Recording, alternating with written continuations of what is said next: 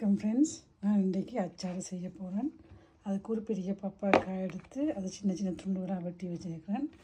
இதில் 650 gram carrot இருக்குது, அதையும் குட்டி குட்டியாக வெட்டி இருக்கிறேன். இதுலேயும் 600 கிராம் வெங்காயம், இதில் 500 கிராம் பச்சை மிளகாய் எடுத்து நடுவால் இடையால் இப்படி கீறி வச்சுக்கணும். இதில் பார்த்திங்கன்னா இடையால் நடுவால் கீறிக்கணும். நாங்கள் சேர்க்க போகிற மசாலாக்கள் உள்ளுக்க சேர்கிற விதமாக இது 4 மேசக்கரண்டி கடுகும் 4 மேசக்கரண்டி மிளகும் பவுடராக அரைச்சி வச்சுருக்கேன். இந்த கப்பளவுக்கு கிட்டத்தட்ட 150 கிராம் உள்ளி அரைச்சி வச்சுருக்கேன். 150 கிராம் இஞ்சி,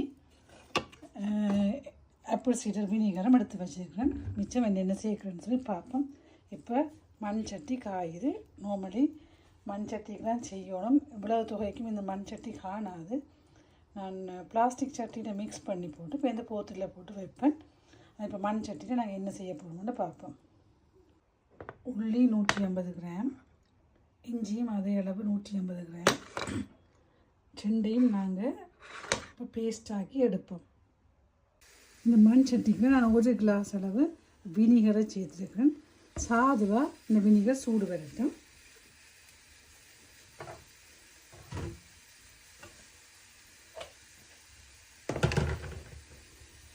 வினிகர் சூடாகிட்டு நாங்கள் அந்த வினிகருக்குள்ள இந்த பப்பாக்காயை போட்டு 1 நிமிஷம் விடுவோம்.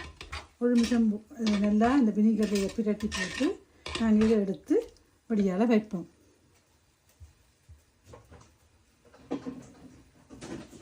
மிச்ச பப்பாக்காயை துண்டு துண்டாக வெட்டினதை அரைவாசி தான் நான் முதல் போட்டினேன்.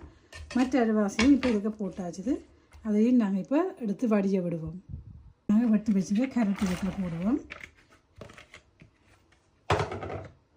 அதையும் நாங்கள் 1 நிமிஷத்துக்கு கொஞ்சம் கூட விடுவோம். கேரட்டில் அவிய தேவையில் 1 நிமிஷத்துக்கு கொஞ்சம் கூட விடுவோம். கூட விட்டு நல்லா பிரட்டிட்டு அதையும் எடுத்து வடிய வைப்போம். நாங்கள் இப்போ உரித்து வச்சுட்டு வெங்காயத்தையும் இதுக்குள்ளே போட்டு சேர்த்துக்கொள்வோம். அதையும் ஒருக்கா கலந்து கொடுப்போம். அந்த வினிகரில் அதுவும் நாங்கள் 1 நிமிஷம் கலந்து கொடுத்தா காணும். கன நேரம் தேவையில்லை. ஒன்றுலேயும் தண்ணி படக்கூடாது. எல்லாம் நீங்கள் உரித்த வெங்காயமோ என்னென்றாலும் எல்லாம் கழுவிட்டு இந்த கொட்டுன்னு கிச்சன் டவலில் ஈரத்தன்மை அளவு போகும் வரைக்கும் நல்லா போட்டு எடுத்துட்டு அதுக்கு பிறகு நீங்கள் செய்ய தொடங்குவோம். ஈரத்தன்மை இருக்கக்கூடாது. இதையும் நாங்கள் பச்சை மிளகாயும் எல்லாம் நான் நடுவால் கீறி இருக்குது. அதையும் இந்த வினிகரில் போட்டு நாங்கள் எடுத்து வைப்போம்.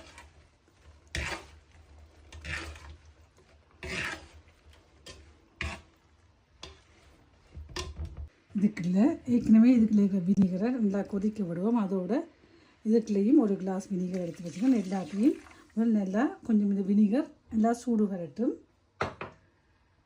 அதோடு நாங்கள் ஏற்கனவே அரைச்சி வச்சுருக்கிற 150 கிராம் இஞ்சியை இதுக்குள்ளே சேர்த்துக்கொள்வோம். அதோட 150 கிராம் உள்ளி பேஸ்ட்டையும் நாங்கள் இதில் கலந்து விடுவோம்.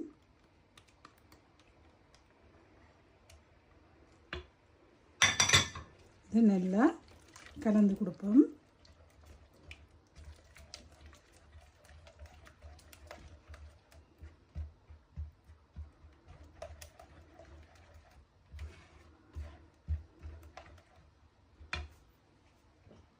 இதுக்குள்ள பார்க்குறதுக்கு கலர்ஃபுல்லாக இருக்கணும், வடிவாயும் இருக்கும்.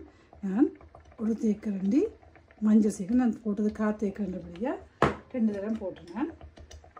இதோட இந்த இவ்வளோ மரக்கறிக்கும் அளவான உப்பு சேர்ப்போம். நான் 1/4 தேக்கரண்டிப்படி 4 தேக்கரண்டி கிட்டத்தட்ட 1 மேசக்கரண்டி உப்பு போட்டிருக்கேன். பேருந்து நாங்கள் பார்த்து சேர்த்துக்கொள்வோம். இதை நல்லா கலந்து விடுவோம்.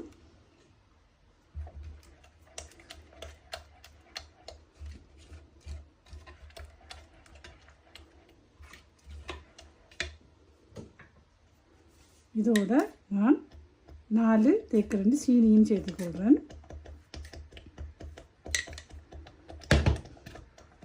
அதையும் நல்லா கலந்து விடுவோம்.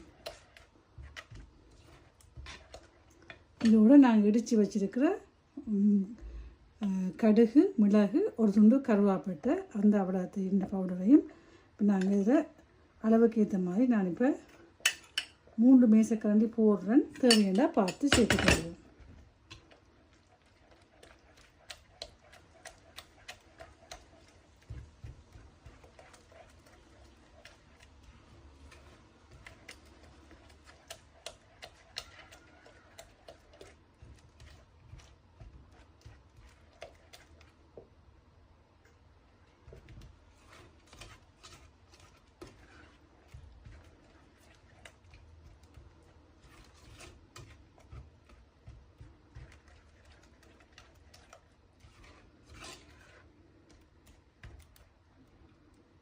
இந்த உப்பு எல்லாம் காணுமான்னு பார்ப்போம்.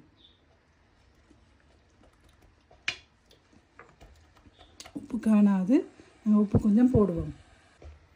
சீனியும் கொஞ்சம் போட வேண்டியதுக்கு இன்னொரு மேசக்கரண்டியும் சீனி போட்டுவிடும். நான் ஒரு மேசக்கரண்டியில் சீனியும் இப்போ சேர்த்துருக்கிறேன்.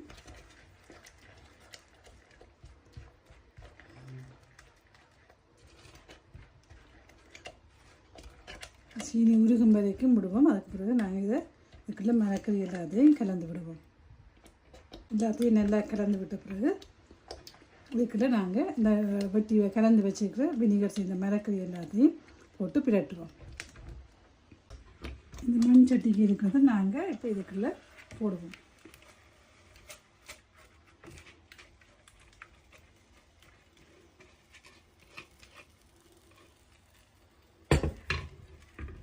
இதுக்குள்ள நாங்கள் இப்போ ஏற்கனவே வினிகரில் போட்டு எடுத்த மரக்கறி எல்லாத்தையும் கொட்டி கலந்து விடுவோம்.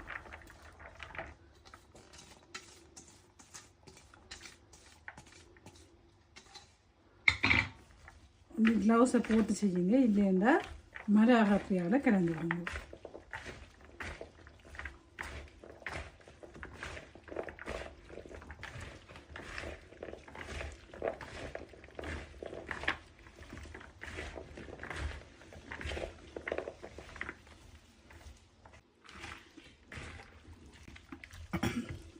இப்போ எல்லாத்தையும் நல்லா கலந்து கொடுத்த பிறகு ஏற்கனவே கழுவி காய வச்சு துவைச்சி வச்சுருக்க போத்துருக்குள்ள போட்டு எடுத்து வச்சு போட்டுட்டு ஒவ்வொரு நாளும் அதை கொஞ்சம் கொஞ்சமாக ஒருக்கா குலுக்கி விடணும். அப்போ எல்லாம் அதில் சேரும்.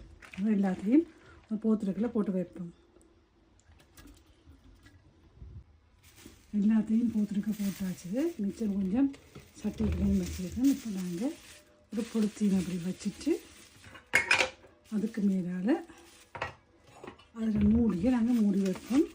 ஒவ்வொரு நாளும் இப்படி எடுத்து சரித்து கலந்து கொடுத்தீங்கன்னா அது அவியறதுக்கு கலக்கிறதுக்கு ஈஸியாக இருக்கும். Thank you friends. பிடிச்சிருந்தா லைக் பண்ணுங்கள், செய்து பாருங்க, கமெண்ட்ஸ்லையும் சொல்லுங்க. தேங்க்யூ.